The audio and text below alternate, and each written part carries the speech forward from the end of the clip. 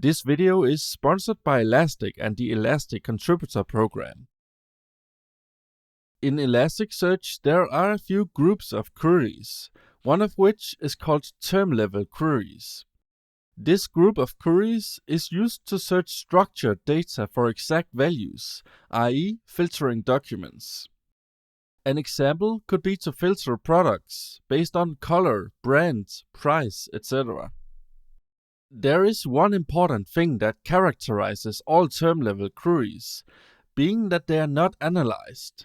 What this means is that the value that we are searching for is left intact and is used as is to look up values, such as within an inverted index. Let's see what this means by going through an example. Suppose that we have a products index containing clothing items and that each document contains a brand.keyword field. It's probably no surprise that this field contains the name of the brand and is mapped as a keyword field. You can see an example document on your screen along with the inverted index for the brand.keyword mapping. Now we want to find all of the products where the brand equals Nike.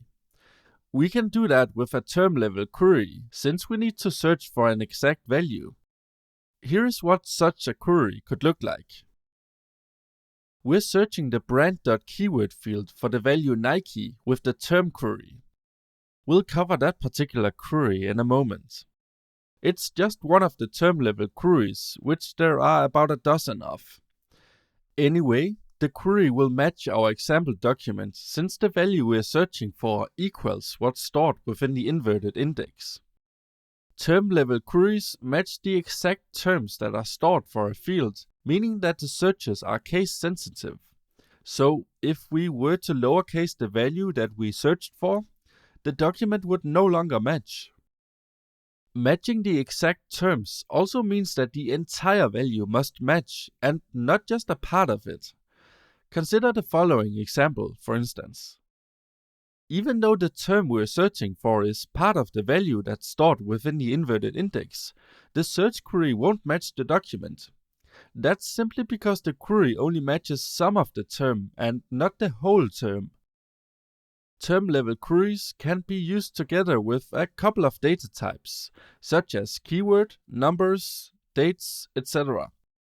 Apart from not realizing that term-level queries match exact terms, there is one other mistake that a lot of people make: using term-level queries together with the text data type. Let me illustrate why you should never do this. Suppose that we want to find all products that contain the term Nike within their names. That's not an exact match, so we shouldn't use a term-level query for this. But here's what would happen if we did anyway. Since the name field is of the text data type, all values for the field were analyzed, causing the inverted index to look as follows for our example document. Notice how the product name was tokenized and all letters were lowercased. Searching for the term Nike will not yield any results because this exact term is not present within the inverted index. We are comparing an analyzed values with something that isn't analyzed.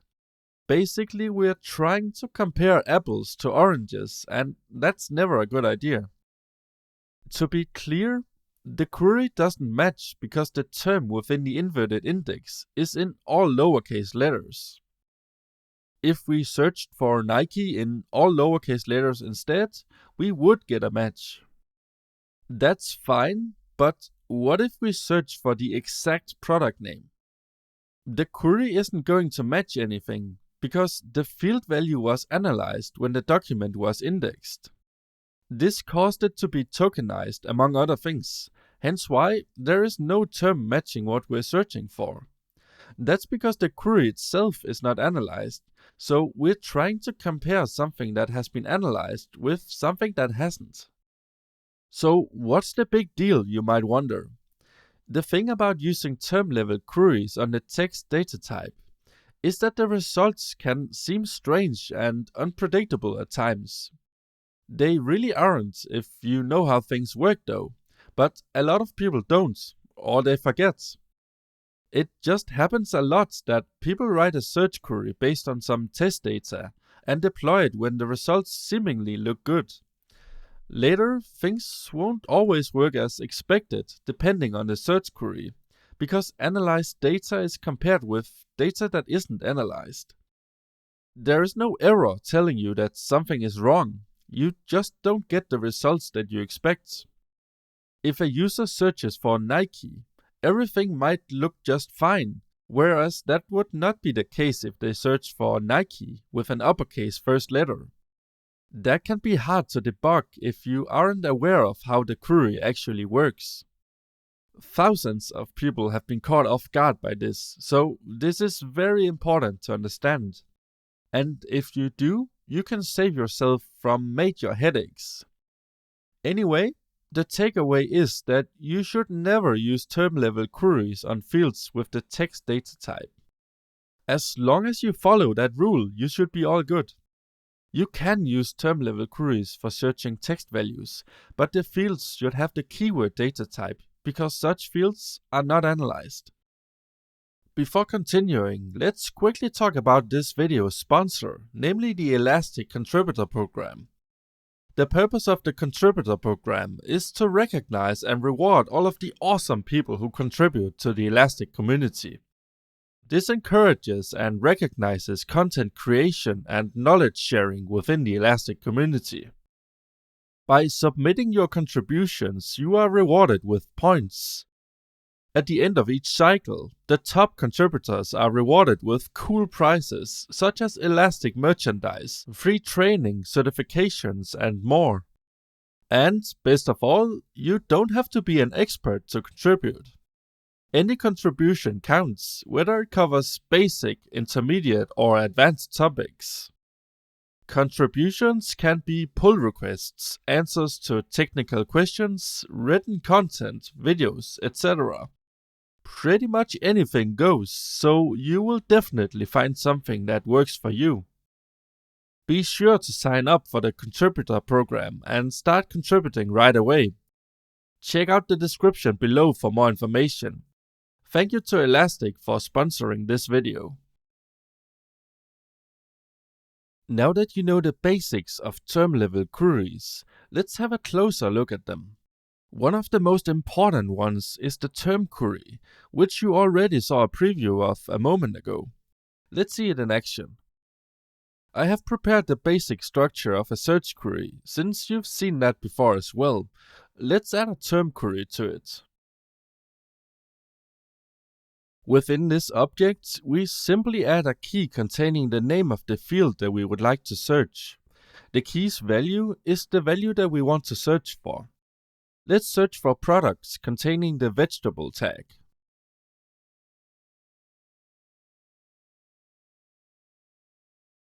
Notice how I used the keyword mapping instead of the text mapping. The reason is what I explained a few minutes ago, being that term-level queries are not analyzed and are therefore used for exact matching. Also notice that even though the test data specified arrays for the tags field, we don't need to handle this within search queries. Because every field in Elasticsearch may contain 0 or more values, we simply enter the name of the field and everything will be handled for us automatically. In this example, a document will match if it contains the vegetable tag. Anyway, let's run the query. As you can see, it doesn't match anything. Come to think about it, all of the product tags do begin with a capital letter, so let's correct that and try again.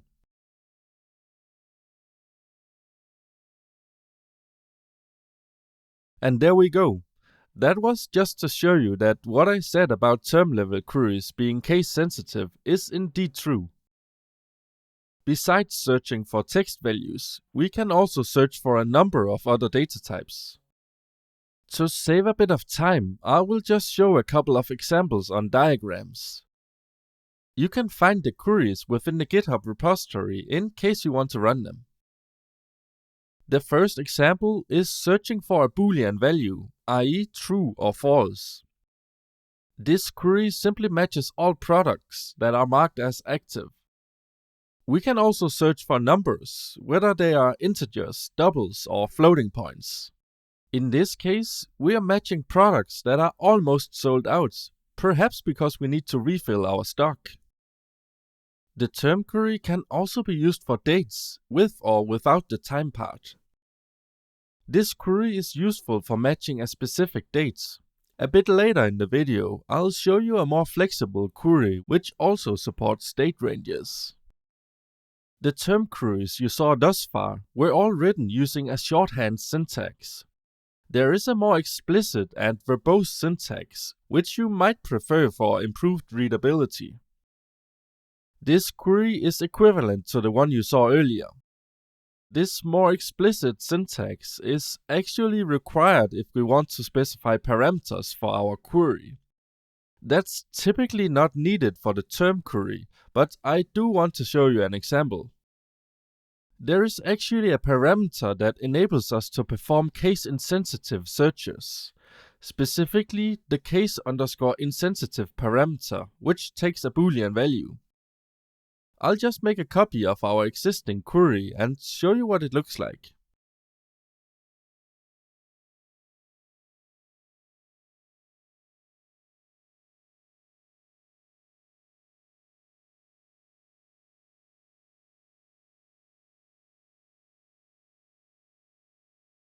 Alright, there we go. To test that it works, let's search for the tag in lowercase letters and run the query. Unlike the first time we searched for an all lowercase tag, the query now matches some documents. I did say that term level queries require an exact match, which is true for the most part. This parameter hasn't always been around, so for many years this was not even possible. So far, we only searched for a single term. If we want to search for multiple terms, there is a variation of the term query named terms for exactly that purpose. We basically use it in the same way, except that we provide an array of values instead of just one. A document will match if it contains at least one of the supplied values. Let's adjust the first query to search for multiple terms instead.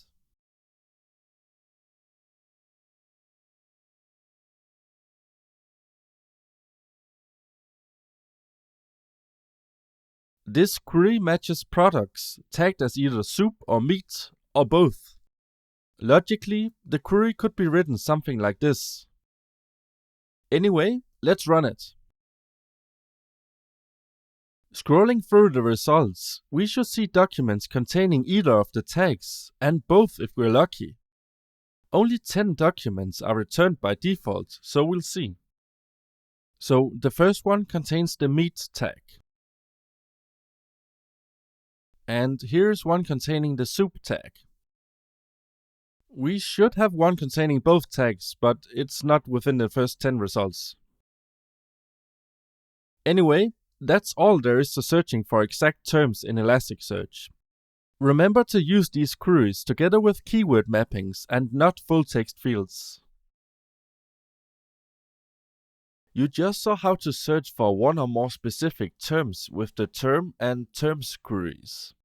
Sometimes you may want to search for values that are within a given range, such as products that are almost out of stock. Or perhaps products that we created sometime between two dates. Regardless of whether we want to search for values within a numeric or date range, that's done with the range query. Let's take a closer look. The overall structure of the range query resembles that of any other query. We add a key with the name of the field that we want to query and an object as its value. This object then contains the parameters for the query, in this case the GTE and LTE parameters. That's short for greater than or equal to and less than or equal to, respectively. This query therefore matches products where the in-stock field has a value between 1 and 5, both included. You can see the SQL equivalent of this query at the bottom of the diagram, just for reference. If we don't want the boundaries to be included, we can simply remove the letter E from the parameter names as follows. You can mix these 4 parameters however you want. Here's a quick overview of the parameters, along with their SQL and math equivalents. Feel free to pause the video if you want to have a closer look. Apart from querying numeric ranges, we can specify dates instead. Elasticsearch will automatically understand how to handle this whenever we specify a field of the date data type. In this example, I only specified the dates part and left out the time. In this case, Elasticsearch will use sensible defaults automatically. In this case, that would be midnight and 1 second before midnight, respectively. When possible, I do recommend specifying this explicitly, but that's just a matter of preference. By default, dates should be specified in the format that corresponds to the field's mapping. That's typically the default format that we discussed earlier, which is also the case for our date field in this example. If for whatever reason you need to specify dates in a different format, you can do so by specifying it within a parameter named format. Consider the following query, which specifies dates in a different format, being the day, month, and then year. The result of running this query is the same as for the one you saw a moment ago. It's also possible to specify a UTC offset by using a parameter named timezone. Remember that dates in Elasticsearch are stored as UTC dates, so if no timezone parameter is specified, the provided dates are assumed to be in the UTC timezone as well. By specifying an offset, we can supply dates in a different timezone. When processing the query, Elasticsearch will then convert the dates to the UTC timezone before comparing them with the stored dates. In this example, we specified an offset of 1 hour compared to the UTC timezone. When converting the dates to UTC, 1 hour is therefore subtracted from the specified dates before comparing them to the stored UTC dates. This approach is useful if you want to let Elasticsearch handle time zones instead of doing it at the application level. Alternatively, you can convert any local dates to the UTC time zone at the application level and then just supply these without the time zone parameter. And that's how to perform range searches in Elasticsearch. I mentioned that term-level queries are used for exact matches. That's because we are querying values that were not analyzed with queries that are not analyzed either. There are a few exceptions to this, 3 of which we'll cover in this video. Namely querying by prefix, wildcards, and regular expressions. These queries provide us with a bit more flexibility than simply matching exact values. You should still use these queries together with keyword fields for the same reasons I previously mentioned. Let's begin by taking a look at the prefix query. I have prepared an example query in advance, since the syntax is very simple. It simply searches for documents where the value of the name.keyword field begins with past. Let's run the query. As I scroll through the results, notice how the matching documents contain the words pastry and pasta. There should be a product with the word paste in here as well. It's just outside of the top 10 results. There is one thing that's important to note with the prefix query, and the following ones as well for that matter. The prefix that we're searching for must appear at the beginning of the term. Even though the values we see here include several words, each of the values are stored within a single term within Elasticsearch. That's because the values were not analyzed when the documents were indexed. This means that even if the word pasta appears at the end of the term, the document will not match. the prefix must appear at the beginning of the term to be considered a match. We have a tags field available to us, which contains tags such as pasta, paste, and pastry, among others. We should probably query that field instead, because then we don't have to rely on the prefix appearing at the beginning of the product name. That would yield inconsistent results, because the word pasta could just as well appear at the end of the product name. The query now matches about 15 more products than before.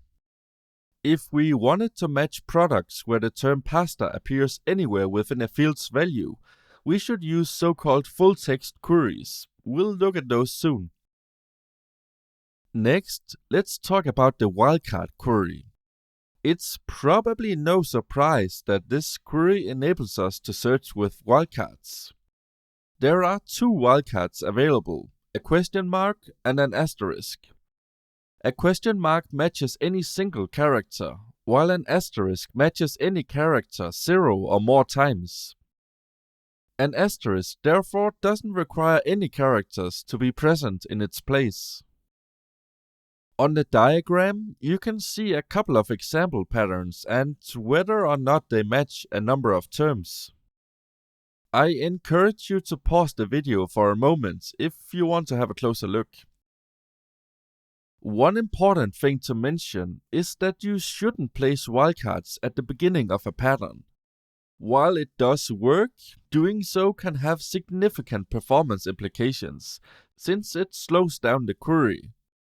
If you only have a fairly low number of documents, it might not make a noticeable difference, but it might if you have many documents. And the number of documents might suddenly increase significantly, so be cautious about making any assumptions in that regard. So if you can, avoid beginning patterns with a wildcard and only do so after considering the performance implications.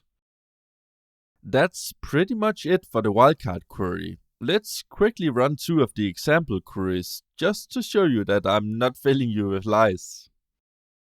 The first query includes a pattern with a question mark, so we should see it match terms such as pasta and paste.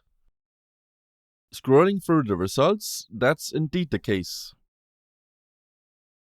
The next query includes an asterisk wildcard and matches terms such as beets, beer, and beef.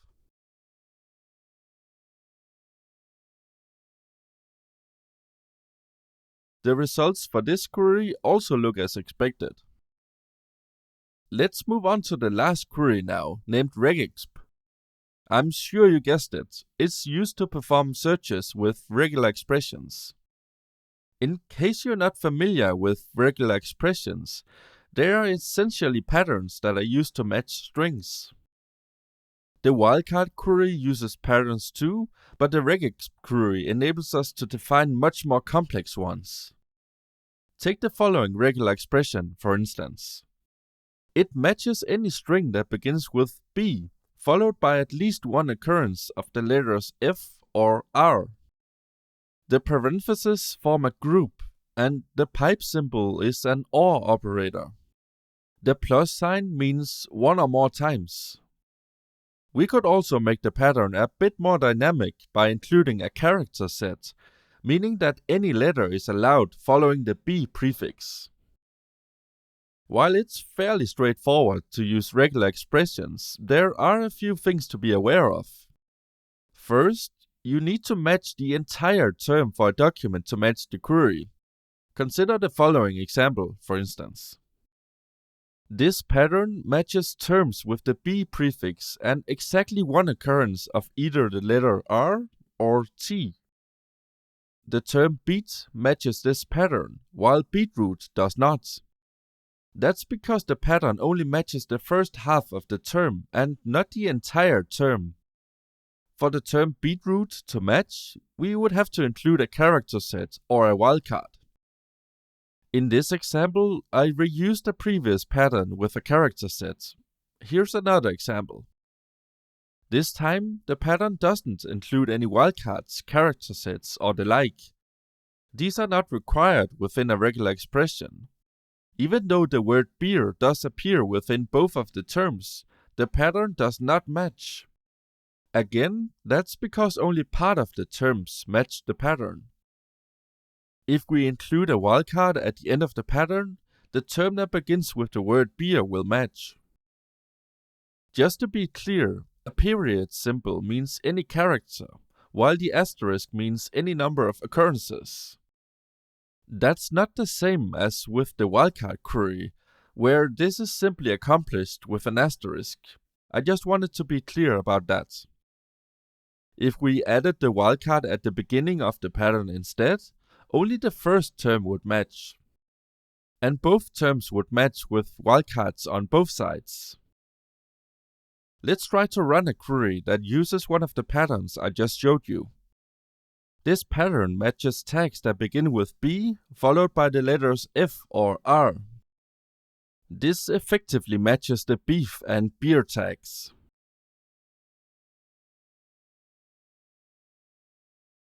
When using regular expressions within Elasticsearch, there is one thing to be aware of. Elasticsearch uses Apache Lucine's regular expression engine to pass the patterns. Although the allowed pattern syntax is much the same as with other engines, there are a few differences. One of them is that anchor operators are not supported, i.e. the caret and dollar symbols. These mean the beginning and end of a line, respectively. Instead, we need to match the entire string as we just talked about.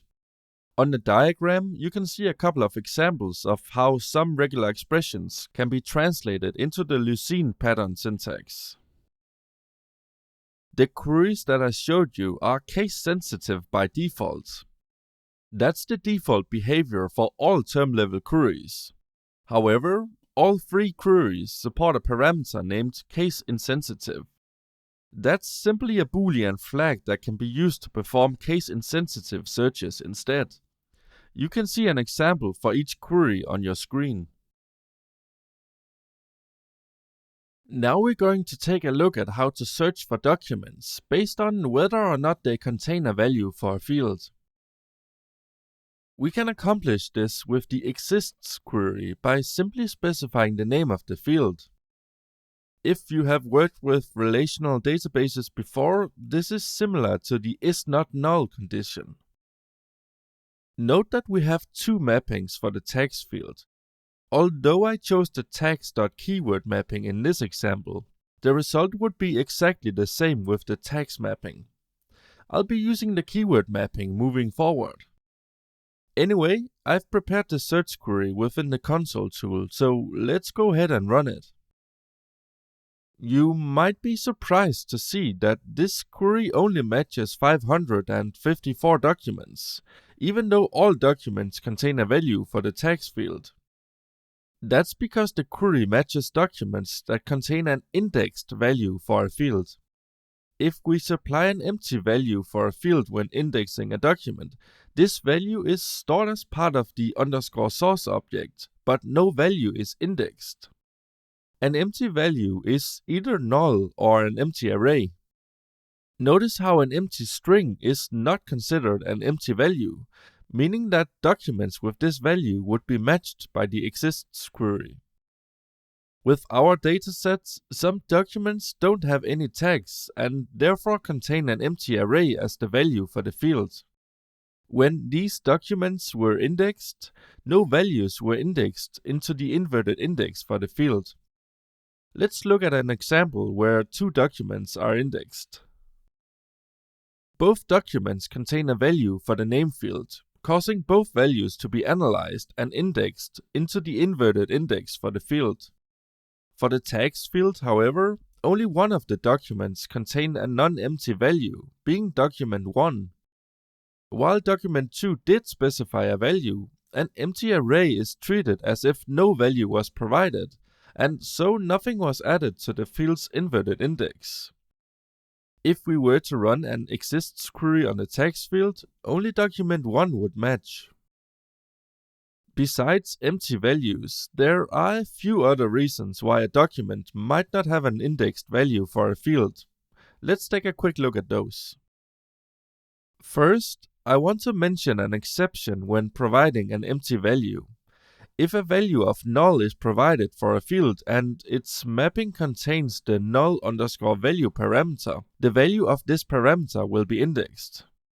This means that the document will match an exists query because a value was indexed.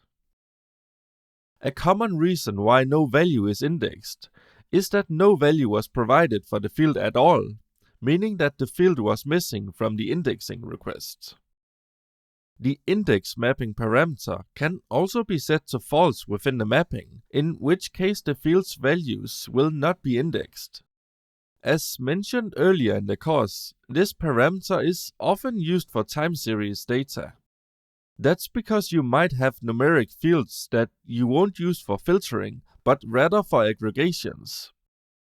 That's just to say that this parameter is not as uncommon as it may seem. It's also possible that the ignore_above parameter is used and the value is too long, causing it to be ignored in terms of indexing. Remember how this parameter defaults to 256 for keyword fields when dynamic mapping is used. A value with a length of 400, for instance, would be ignored for the keyword mapping, but still indexed for the text mapping.